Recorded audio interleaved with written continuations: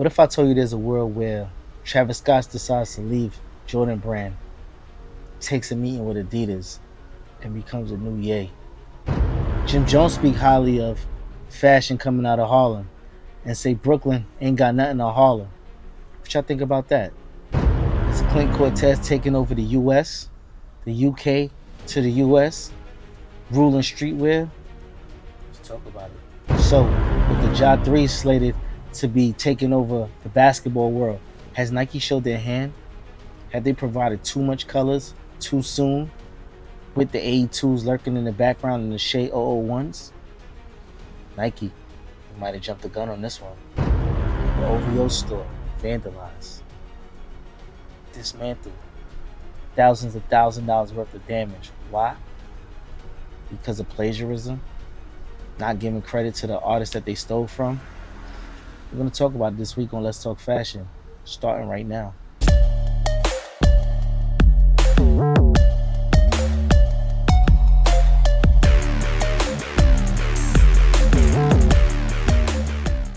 What's going on, everybody? It's your boy Remo, aka Mr. Rich Threads. Welcome to another episode of Let's Talk Fashion, powered by the JBT Network. And for those that's new on the platform, this is the spot where we talk about fashion, sports, culture, everything all intertwined, barbershop conversation. There is no right, there's no wrong. It's like the great debate. Where we have the great debate, down in the comments below. You got something that you want to say and somebody should know how you feel about the topics being said? That's where you leave it down below in the comment section. Don't forget to rate, comment, like, subscribe. Do all of that other shit, man. Let's get the algorithms popping with this shit. Cause we having fun over here, man. Let's talk fashion. You want to get in contact with me? You can hit me on IG. Everybody been sending me the topics that they want to talk about. At rich_thread. That's RICHE_thread over there on IG. And we got a couple things to break down and a couple good debates at hand. Where we're gonna be talking about, did Travis Scott take a meeting or did he not take a meeting with the Adidas line? Is he trying to barter his way over there with Nike and Jordan Brand? Then we got Jim Jones with a crazy debate, kind of stating that Brooklyn isn't really known for much when it comes to fashion like Harlem is. He got the new podcast, Artist to Artist. He had Fab on there with Mano and Dave East, and they kind of had like a back and forth. With I kind of respect the takes, but we gonna dive in deeper over here and really get into the shits with what they were saying. Clint Cortez, you seen what he been doing, taking over city by city and then making it his own. But can the London energy really be taking over in New York and Atlanta and down there in LA and all these other various places where he's really doing his big numbers? And we're gonna discuss it. Don't forget, stay towards the end. We do have fashion and clashing where we jump into a couple looks that we see throughout the week, and we debate whether it's something you can wear in your closet or it's something that you're not really interested in. That's where we get fashion and it's clashing. So, with that all being said, let's jump right into today's first topic where we're gonna be discussing pretty much this whole Travis Scott thing, right? So it was rumored that might have or might not, Travis Scott allegedly or didn't allegedly took a meeting with Adidas, right? So apparently that his contract, I think he signed a year extension when it came to the Jordan brands that should be ending next year in 2026. And we've been kind of seeing, the push kind of slow down when it comes to, his marketing dollars. Not saying that, he's staple as one of the guys. He's goated over there. He's probably had some of the most hype Jordans in the last 20 years, most anticipated Jordans. But it kind of is getting mundane when it comes to the releases where people are not going as crazy as they once did. And his own silhouette of sneaker is kind of, you know what I'm saying? We could agree that, you could probably go on Gold or something like that and actually get them at retail. They haven't been doing what initially the first set of Travis's was doing, the highly anticipated Jordan 6s, the ones and the mochas, and he was doing this thing for a while. But we kind of see them kind of using marketing dollars towards somebody like, Nigel Sylvester over there and with the bike air kind of movement. And was this strategic where the uncertainty of Travis and the dollar's not being put into Travis because he hasn't committed to a long term, relationship or business situationship with Jordan Brand. And to hear, he might have took a meeting with Adidas. Listen, aside from Bad Bunny, the window is wide open for Adidas to have somebody with the flagship that Yeezy once had. Travis isn't quite Kanye when it comes to stardom, but he's one of those mega stars as well, where his name carries in the business world, festival merch, and he's always going to go get that dollar. You've seen him with in WWE. You've seen him in McDonald's joints, Cactus Plant Flea Market. He got collabos over there. He got pin dolls and all types of other stuff. The thing is, if let's say that the direction that Jordan was not looking to go with him as far as re-upping him and giving him more silhouettes. Because what more could you really see Travis doing at Jordan Brand that he hasn't done? I'm not saying that his sneakers isn't fire, but as far as like merchandising and all of that, clothing, I don't really see Travis as a fashionista. So like the Jordan Lane would be his thing solely. But the thing over there with Adidas, right? Where it would make sense because he kind of does that monochromatic browns and darks and mochas and burgundies and all that other stuff.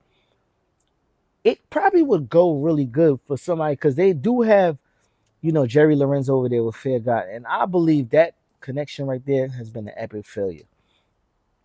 Something about that marriage, that pairing, has not gone well. Where it hasn't really garnished the attention that we anticipated it was going to do. When I thought Fair God and Adidas, I thought, the big umbrella of Adidas, the essentials pieces that he was dropping before, it went in height to a different level, and it quite didn't really hit the mark. Not saying I was want to see Trav leave Jordan Brand, but the opening is right there where, he could be the number one player in the building. I'm not sure if it's, a tactic to try to have a bidding war for him. Who gives the biggest bag? Is, Jordan Brand willing to match or do greater than, what Adidas offering or whoever? Because there's other brands out here looking for, a face. Puma is out there. They do got Skepta and the Ball brother. They got a couple other guys over there. But Converse, they got Shea Gildress Alexander. We're gonna talk about him a little bit later, but they might be a play in the game now.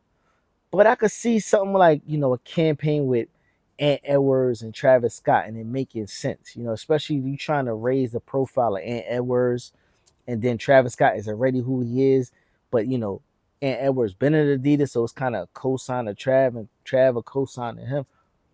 Shit sounds kind of interesting, and it might not be a bad look for him to take that avenue. You know what I mean? But we shall see in the upcoming year because they are slated to drop the fragment Travis Scott Jordan 1 lows. These things been slated to come out for a long time. They've been pushed back, and eventually they'll come out, and we'll see what it really does and if the attention is still there because Jordan 1 kind of it's been dying. Like, let's keep it real. A lot of ones been sitting on shelves as of late, but we shall see where that goes. Now, one of the hottest topics right now going on, on the internet right now, shout out to Jim Jones, because Jim Jones, he finds lanes and avenues for himself traditionally where he kind of like just bullies his way. And now he's in the podcast space. He has a new podcast, Artist to Artist. And he had, the Lobby Boys on there, which is himself, Dave East, Fabulous, and Mano. And they had this kind of discussion where they were talking about fashion. Let's check it out and see exactly what they were saying. The whole Brooklyn's fly in Harlem is what you saying? Or y'all got a couple fly niggas in Harlem? Like, we got one Brooklyn. section that matters the most. But Bed-Stuy is considered Harlem. No, it's the not. Harlem You of made Brooklyn. that up. The style? You made that up. There's I'm not telling nobody you, on this Bed-Stuy fucking earth ever said that. You made that up. First Stay. of all, Because you're style- because you're acting like stylish. the whole Harlem is fly. Right? Yeah, There's crazy. a lot of Dusties in Harlem Right. too. Doing Is more influential the at algorithm, fashion right? than Harlem? a Harlem. Got Y'all y'all. seriously gonna say that right Y'all now? bugging. It's fun. Besides you and Dipset, Right, I don't know other than anybody what? else from Harlem Don't. that Yeah, me neither. that set Me either. style. What's the name? Brooklyn has a lot of Yeah. you could say that. Yeah. Me, Big, Yeah. and Hove There you go. outweigh Right there. Harlem's. There you go. Right there. Whatever he said, like, nigga. You must be talking about like Hold on, hustlers or that- like a street fly- niggas. wait, hold on. But Just I- saying, you I'm and on. Big You and with Hov for fly. 100%. I'm You going with with that? that. I love Hov, 100%. but Hov, I don't think is in a fly conversation like you did. Hove sets trends. He did his thing with the button ups. All right, so now y'all see the clip now, right? So let's get into the whole conversation when it comes to fashion and it comes to the influences of where fashion really, you know what I mean, gets his love. I think Harlem has a mystique about it that it's always been that borough that's been putting on. But when you really think about it in hindsight, it's a lot of that fashion is stuck in that area. So if you don't really go uptown, you don't see a lot of that fashion. Let's bring it back to the whole Dapper Dan era, right? You know, Dap was putting on things for the dealers and all of that. He's from Harlem. But it was really like, you know, he's taking inspired pieces of Gucci and Louis Vuitton. He's kind of making it his own. All right, cool. But one of the biggest dudes that used to come up there to go fool with that was who? A Brooklyn nigga, Mike Tyson. That he was one of his most loyal customers. And guess what? If anybody had the bread to get to that on a consistent basis, guess who it was? It was Mike Tyson. Right? All right. So that's yin versus yang on that one, right? We fast forward, we might say the Dipset era, right? The initial Dipset era, when it was Cam, Jewels, and all of them together, right? The look of the Harlem, you know, Jeff Hamilton jackets, the big baggy two-tone do-rags and colorful pinwheel hats. That was a look, but it was a very isolated look, right? Let's keep it real. Let's keep it real. He was known to be fly, but if you really sit back and think about it, what's one outfit that we was like, yo, you know, Cam really put that shit on like that? The fur was a moment. You know what I mean? The Jeff Hamilton jacket, let me know, that was a moment. Him wearing pink, that was a movement. But it was nothing really fly he was putting on in pink. Pink was just a tone that he wore, and people kind of played around with it. I did a little pink myself. But when we say iconic people, Fab named somebody. He named himself, he named Big, and he named Hov. So let's start with Hov first, right? So we're not gonna think Hov is the most fashionable guy in the universe, but Hov had his moments, right? So now when Hov said, you know, these ain't diesel, these is a Vizu, motherfuckers didn't even know what a Vizu denim was, right? Japanese denim. Then people started doing their research and was like, oh shit, this is a whole different shit going on. This wasn't Levi's, this wasn't none of that shit. Chrome Hearts. We know Jim Jones for kind of, you know, making Chrome Hearts, you know, really a staple. But you could find images of Jay-Z rocking Chrome Hearts years ago, before it even hit the scene like that. People really didn't even know what it was. But he did. Fab. We had Fab putting on with the whole Jersey era. Throwbacks after throwbacks, matching hats, sneakers. Like that was an era where it was undefeated. We started seeing hardware classics and Penny Hardaways and Moses Malone's. We started seeing a whole bunch of shit that we haven't seen for years. And that was the Fab movement right there, right? Jay-Z also did play along with some of the jerseys, but then Jay-Z said, you know what? Button-ups, hats, and all white ups. That became the uniform for a club at one point. You was not getting in nowhere in New York City in a club, whether it be Mars 2112, Opium, and all these other places, Avalon, Delancey, all these other clubs. You was not getting in the club if you did not have a fresh button up And sometimes they didn't even let you wear your hat. But Jay-Z kind of killed the jerseys and forced people to be adults, basically. The whole New York City, it became a staple in New York City. All right, boom. Biggie Smalls. I know I'm jumping all over the place when it comes to eras or whatever. But Biggie known for the Coogis. Big boy swag, Versace's. He did a campaign with Kalkanai. Kalkanai, where he's from? Brooklyn. Probably one of the first streetwear brands, black owned, in New York City. Not from Harlem, not from Queens, but from Brooklyn. Y'all gonna have to give us a little bit more credit than this, man. Think about it. When you think about Tim's, right? Tim's are universal when it comes to cheese Tim's. I give y'all those, right? But field boots, beef and broccolis, Ike and Tina's, you know what I'm saying? What was the other one? Chicken and gravy, extra mac and cheese. We had all the flavors when it came to the boot game. And that was a regional thing because people from uptown wasn't really rocking field boot Timberlands. They were more like I want to say Vasquez or maybe Dolomites during that era, and then later on became A Solos and Nike boots. Kind of Nike boots came over the bridge a little bit, but Harlem did have a little bit of BB Simon belts, but everybody wasn't into that look. The true religion thing, y'all kinda I'm gonna give y'all credit for the trues. The true era with the Nike boots. Alright, y'all might have got that, right? But even when it came to jackets, things that's relevant today, such as Vance's, that was a Brooklyn thing. Vance's in a clean pair of Pradas, that was a Brooklyn staple. Y'all kind of was doing more regators and what Avorexes or something like that. Pele's maybe. That was kind of like the uptown moniker. Even Scarface shit with the Wazams or whatever the hell y'all used to wear. It was a different flow, 100%.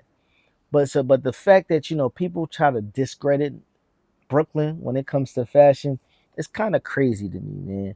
Even when it gets closer to the Pop Smoke era, where he put on high class fashion when it comes to Amiri jeans and the way he wore it and mixing it with the LV out at the Paris fashion show. He kind of showed you and ushered into that that fly young boy shit, which you still see up to today. They kind of switch it up in Atlanta and they made it look a little funny, but you know what I mean? Pop was a RIP. He's a Brooklyn nigga, man. How much people you really? All right, Jim Jones. We go back to Jim Jones and Joel's, the skull gang movement. All right, I give y'all the Ed Hardy, Christian Audiger. That was a thing. You still see the chain link belts and all of that. I give y'all credit for that. A lot of the shit y'all did is kind of still modernized today, but you can't discredit Brooklyn and what he ever did. Polo, the low lives. Matter of fact, let's take a quick look so y'all get an understanding of that society right there. Polo was never meant for us. It spoke country clubs, yacht decks, and Ivy League lawns until the block rewrote the script. Brownsville to Flatbush, the lowlifes didn't ask. They claimed it, snatched those horsemen from the hills and galloped them through the boroughs. Polo wasn't luxury anymore. It was survival in silk, a coat of arms for the unfazed and underpaid. We didn't rock it because it was expensive. We rocked it because it felt like stolen royalty. Every piece layered with intention. You were either wearing your struggle or styling over it. Either way, you looked like you meant something. Polo on the Ab wasn't about horses. It was about hustle. It was the proof that we could take the world's idea of exclusive and flip it into something undeniably ours. From boosting to bars, from sidewalk runways to album covers, we didn't just make Polo popular. We made it matter. Polo wasn't for the hood until the hood made it iconic. So the low life society in itself is a Brooklyn thing, man. People ran around and they raised the flag and they made high end streetwear the Brooklyn way. So, shout out to Uptown, Queens, Brooklyn, Staten Island, I guess Long Island, Queens, all that. But when it comes to this fashion shit, Brooklyn, we ain't never been slouches, and it's very disrespectful. Y'all didn't even feel that way that, Brooklyn don't put on. But Y'all let us know in the comments exactly what you feel about this topic, man. Like is Harlem really it, or Brooklyn is underestimated when it comes to fashion? Because I'm probably missing a few moments that really stood out, but Fab is another one. That the whole Rich Young era, that was a movement in itself that originated in Brooklyn. Vinny's, Brooklyn Sky, and then it started going uptown. But go look back at this old Smack DVDs, man. If you ain't had them wings, I mean, fly niggas knew fly shit, man. Look at the old photos. You see a couple. You see me in a couple wings as well. But let's jump to the next topic. All right, the London boy, Clint Cortese. He's just been doing numbers, man. He been going city to city and really putting his flag in the ground, showing that he's really one of those ones to really be, you know, taken serious when it comes to the streetwear. And I'm not saying that his items that he puts together are, so extravagant that is really fly, but I think the moments that he's putting together, the trap house that he had out in Atlanta as like a pop up shop, he took over a New York City train. Like he's just doing so many unique things in many different cities where it's like you have no choice but to pay attention to the environment, the culture that he's creating around his brand. He does have collaborations with Nike, and then he does have his own brand. He has a couple 9.5s. He's been to New York a couple times and caused a frenzy, but he's somebody we should look out for, man, moving it throughout the future. And I think the energy behind streetwear is kind of changed. It's kind of changing now, whereas a lot of this shit all looks the same, but there's no storyline behind it. So it's like, what causes your brand to stand out from the other one? And when you say moments and creating moments in life and in the culture, it's things that you can't forget, that people won't forget being a part of.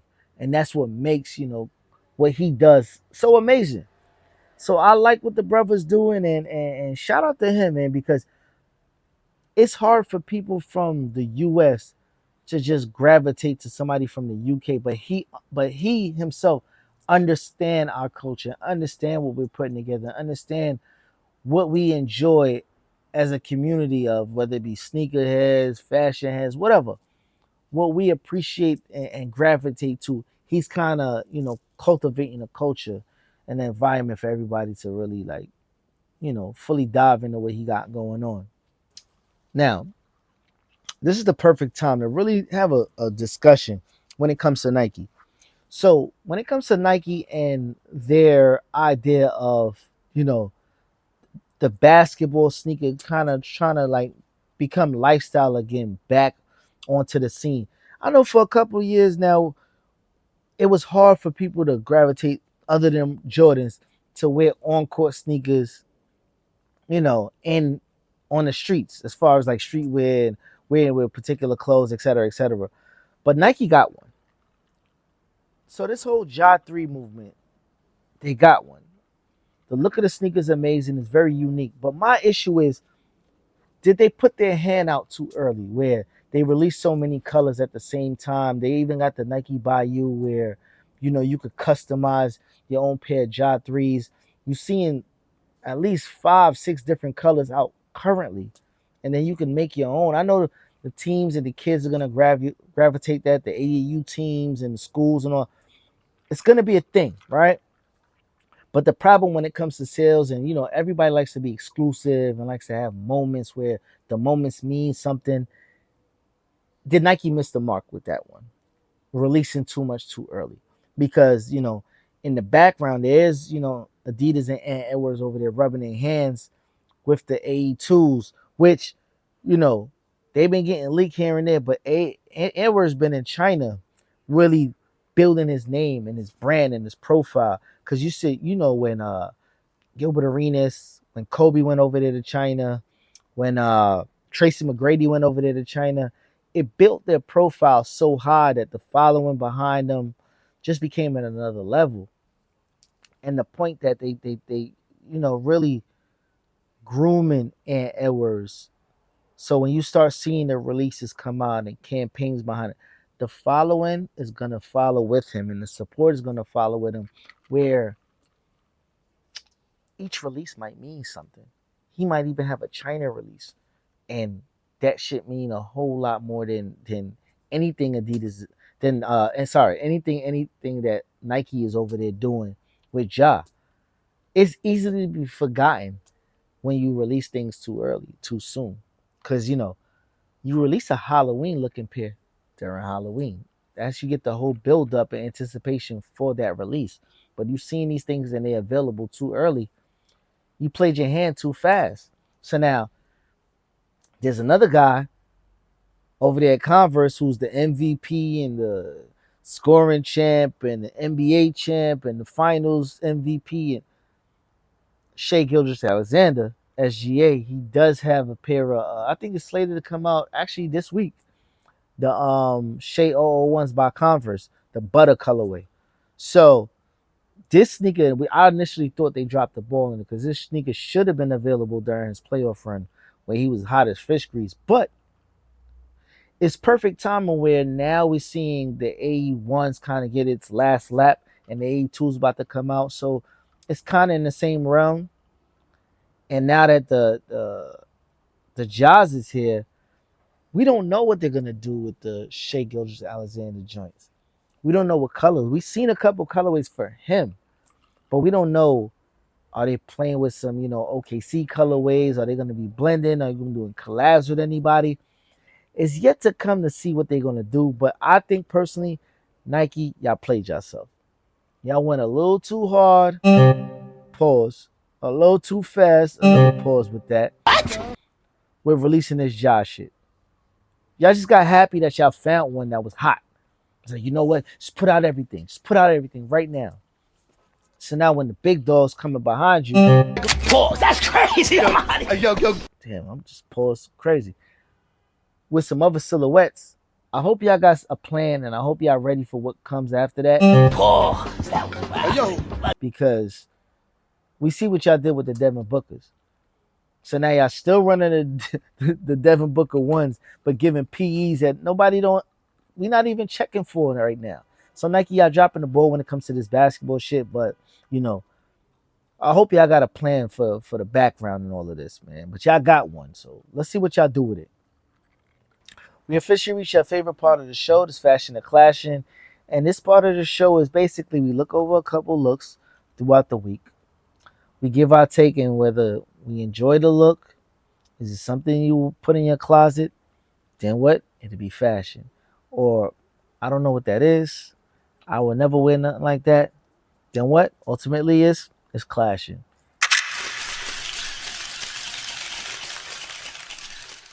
Let's jump into this week's first look and let's see what we got. Peace. 2J's from Jersey, live in Vegas. Yes, love the all black look.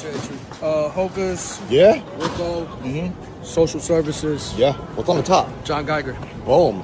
What you cop from Jeff? Man, you know I had to support just a little hat from Staples. Yeah, and I see you when you were in Rick. What'd you get? Nah, just the homies in there. All right. Yeah. Appreciate you. Let's rate the fit, yeah? Scale of 1 to 10. How would you rate today's look? Nah, calm. This like a 6 or a 7. All right. It's light work. Thank you so much, man. Peace. I'm gonna go with the same look. It's basic. Sometimes you just need something that you just run around with it and it's just regular. It's not too much, it's not too over the top. I'll probably go clashing on this one because it's not fashionable. It's a run around outfit. So I'll probably go clashing on this one. It's nothing over the top. It's your basic, I'm in the city, I'm just running around and do some errands and this is what I threw together and it doesn't matter. So probably clashing on this one. Let's go to the next look, see what else we got. Walking through the club, tell me chauncey. Sipping pop champagne, bills on me. 根本不敢多少度 balling through the roof， 后面太多别了，和我出把你忘记。I got bros worldwide， 特别仗义。 See, in hindsight, this look might look very casual and calm, but there's a lot of layers, and it's definitely going to be a fashionable look. For the barrel shaped jeans, balloon shaped jeans, whatever you want to call them, that's a look that it's not easily pulled off. But then the hat, if you bring it back, if you get a chance to rewind it, the hat has a different layer, like a crease to it, like it's folded. So this outfit is a whole lot more detailed than it gives at first glance. The shirt itself has kind of like a lapel collar that you will find like on a blazer or like a suit or something like that. But it looks kind of like a shirt, more like a linen or something like that. So just the layers and the details to this outfit, I'm probably gonna go fashion to this one, and it gives a cozy look as well. But it feels like it's effort put into the look, so I'm definitely gonna go fashion. Next look, let's see what else we.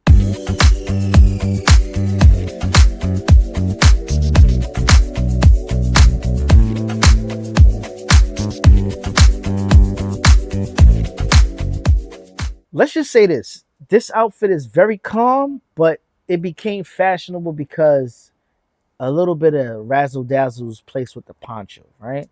Because it's just literally like a white shirt and some jeans with a hat. But kind of the poncho gives it a Sunday brunch feel and a little bit of oomph to it. So I'm gonna go fashion with it, but it's really basic. But sometimes just enough is needed to make an outfit look like you're doing something with it. And the poncho kind of did that for me with this look. Next look, y'all. Just because an outfit is simple doesn't mean it's a bad outfit. Just because an outfit is simple doesn't mean it's a bad outfit. You see it? Come on. Come on now. Come on. Hold on. This angle. This angle. Just because an outfit is simple doesn't mean it's a bad outfit. And this is kind of what we were saying just now about basic, essential, but it gives cozy slash fashionable. So pay attention here is the crop of the shirt, which kind of makes the outfit with the cargos, and then you get the Converse, which are very basic shoes. The hat is basic, but it gives a feel of element because it's breaking up the sizes of the the silhouette of the pants being a little bit more baggy, and then the shirt being cropped.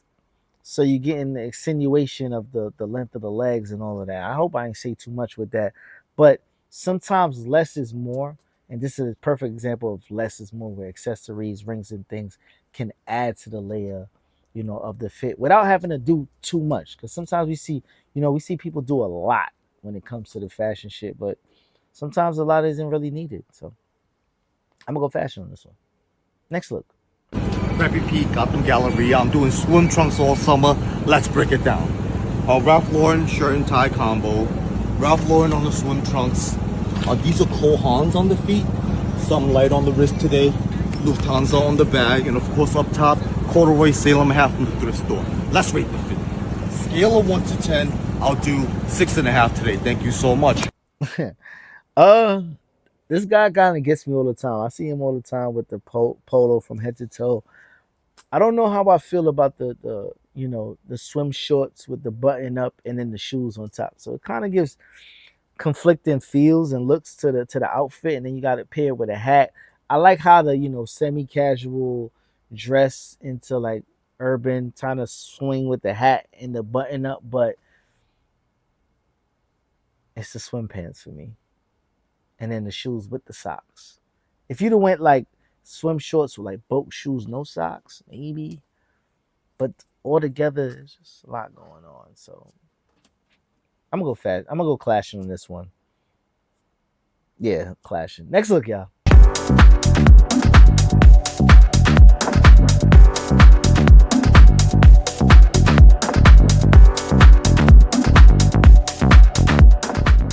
Okay, once again, these are the barrel leg pants, and we've seen it now on the female aspect of it, and I really like this because. So I'm gonna go fashion with this one. Where, sometimes sometimes of the thicker silhouettes, we don't get the aspect of it just having to be sexy and tight. Where she's breaking up the layers with the crop shirt, with the balloon pants, but you could see that she has shape and she has figure, but she's not trying to over sexualize herself. And then the accessories kind of show that, what I mean, she's putting a little razzle dazzle together with it. So I'm gonna go fashion with this one. And I like, you know, when women switch it up sometimes with the whole, sizing of the pants. Something or another about the wide leg pants really do it for me, especially females with nice hips with a smaller waistline where they could just like, accentuate and show that, you know, it's thickness with a little bit of fitness in between it. So she did a good job here, man. Next look. Let's see what else we got. Fist from the streets, who I'm a pleasure speaking with. Yeah, Clint 419, come on. Yes, sir. Clint, I see the look. You let me know what you're rocking? Yeah, come on, Corteiz, exclusive, the district t-shirt, you know what I'm saying? Yes, sir. DC pop up. Unreleased bottoms, you know what I'm saying? Got my undefeated fours. Yes, sir. I got my Swarm Rolex on today. Crazy. Something light. Got my lion ring, you know what I'm saying, man? You on your Party king and shit. rings, something chill, man, something chill. Hey, Clint, how would you describe your style, man? You know what? It's random as fuck. I be putting on my stuff, I be putting other stuff with it. I just go how I feel that day, how I want to vibe. And I feel like when you like look a certain way, you can kind of, not say get away with having a fit that looks a little bit like just not put together. But for me, I'm just always myself, and that's the most important thing. I just wear myself. So I'm good regardless. Well, speaking of the devil, this is Clint Corteiz right here, you know, London's own. And, you know, he kind of put his own flip on this shit where, you know, it wasn't a bad look. Not too much at all. I'm going to go cozy. It's calm. It's effortless. You know, you got the new undefeated fours along with it. Some cool shit. Nothing too over the top. Shout out to him. Sometimes you just need to get up and go type of fit, and this is one of them. And he's branding his own brand, and, you know, can't lose with that, man. Shout out to him, man. Next look. Se eu te ver no baile, ela não para de jogar. Muito calmo, passe lento, eu jogo fumaça pro ar. O roxo no meu copo só pra me tranquilizar. Ela pergunta o que é isso e eu nem posso explicar. The more and more I see this girl, I give her credit for her taste and her selections in fashion. Because this right here could have been like a real attempt to really show body. You know, she's, you know, that's the Pilates body mommy, you know. You can see by the legs, right? But the actual shorts or skirt or whatever it is, it has this kind of like interesting texture where it catches your eye, where you're paying attention and looking to see what's going on there without it doing too much. But it's interesting. The boot sets it over the top. She's keeping it cozy with the, you know what I mean, with the hoodie. Then the little pixie cut, small bag, keeping it real, you know, mundane. I enjoy the look. You know what I mean? This is not a dictatorship. Everybody can give their input, but I think, you know, it gave an element of surprise with the whole small type of shorts with the legs and then the big long boots, kind of giving you layers and flavors and all that. So I'm going to go fashion on this one. Y'all let me know how y'all feel. You know, the comment section down there, man. Stay active with me. Next look, y'all. Excuse me, ma'am? You look so elegant, beautiful, classy, rich, upper echelon. You are working it. You are the best thing I've heard all You're taking it. Tell these bitches to look like this when they reach that. Huh. Mwah. No bars.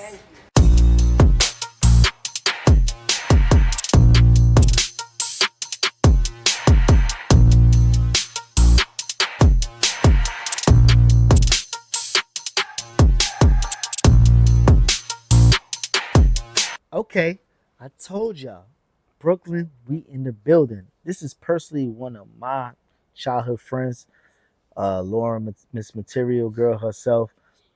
And this is what you call putting on in high-end swagger shit type shit right here, man. So it's giving Diana Ross, it's giving a little Tiana Taylor, it's giving a little Tracy Ellis Ross. Just that aura about kind of everything she does is tasteful. And, you know, it doesn't have to be, again, sexy to the point where it's like total skin exposed all the time. Sometimes you could put swag down and it not have to be over the top. So I really like what she's doing here. You know, she gave you a little pop of the shoes and gave you that little feel. So definitely rocking with her. This is going to be fashion. And guess what? She from the town. So I'm definitely biased when it comes to that, man. Brooklyn, we here. Baby, how we doing, baby? My baby a rock star. He looks good. Right here, Atlanta, baby.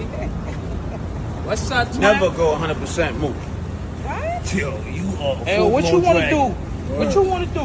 We don't want to do nothing with you. I don't want no problem with niggas that wear lace. We don't want no problems on the back of school bus. Hey, I ain't trying to be charged with a hate crime, bro. That's what it is. You got something hanging off the dresser. can't. Don't worry about it. This is straight off the runway, baby. You straight off the block. This Twin, is let me straight tell off you the something, runway. Twin. These New Yorkers, they always hating. These New Yorkers always hating, Twin. This is They straight ain't off the got nothing on runway. these Come on, trips, baby. Twin.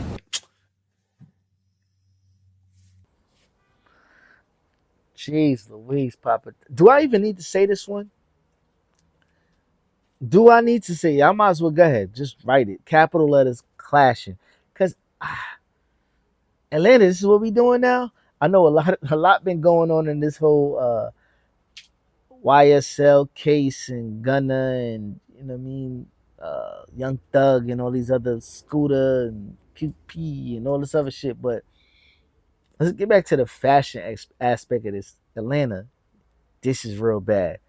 And y'all bringing this up to the town, going back and forth. We're not even dividing Brooklyn, Queens, Harlem, nothing like that right now. It's a whole conglomerate in New York City. We are not in conjunction with what you got going on there. This is gonna be clashing all the way. That was that a skirt? Well, I don't even know what that was. So I'm not gonna go. No, get it the fuck out of here and get out of town with that bullshit, man. But that's all I got for y'all this week, man. Been a pleasure. I am your boy Remo, aka Mr. Rich Threads. Don't forget to hit me on IG at rich_threads, RICHE_threads. This is Let's Talk Fashion. Until next week, man. Don't forget, hit the like button, subscribe, watch a couple old videos, and you know what I mean, get in tune with what we got going on over here. But on that note, I'm out of here, man. Until next week, y'all. Peace.